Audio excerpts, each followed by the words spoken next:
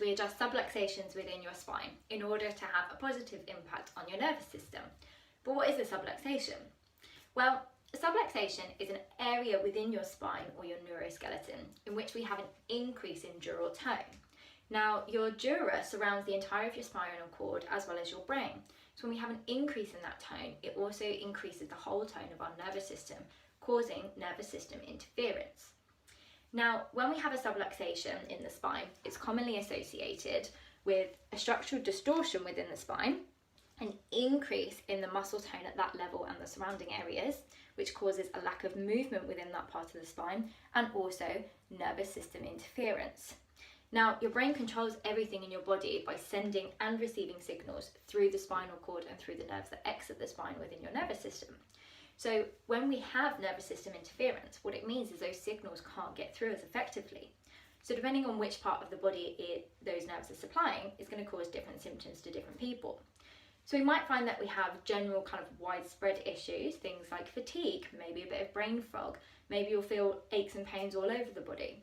You might also get more specific issues like headaches, neck pain, back pain, or if that nerve is supplying a tissue cell within your skin, for example, you might start to see an increase in dry skin in an area.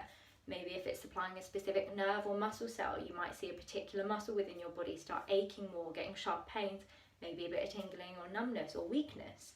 If it's a nerve that's supplying an organ system, you might start to see changes within the whole organ system, like I did in my case with digestive issues.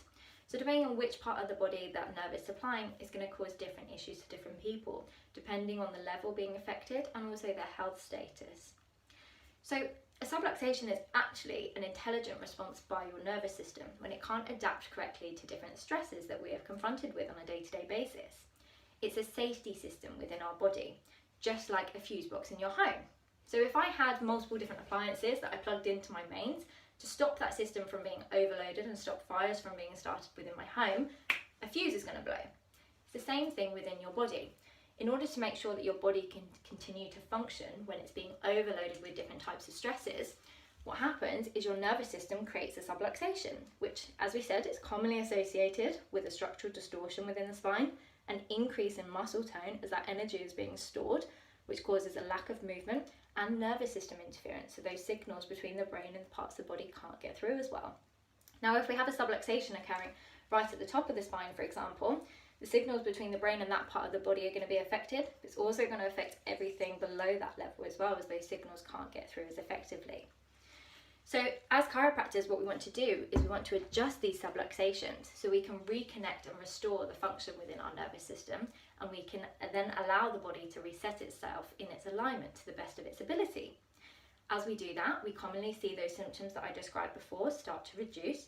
We're going to see an increase within that movement within those joints as well, so your body's able to function to the best of its abilities.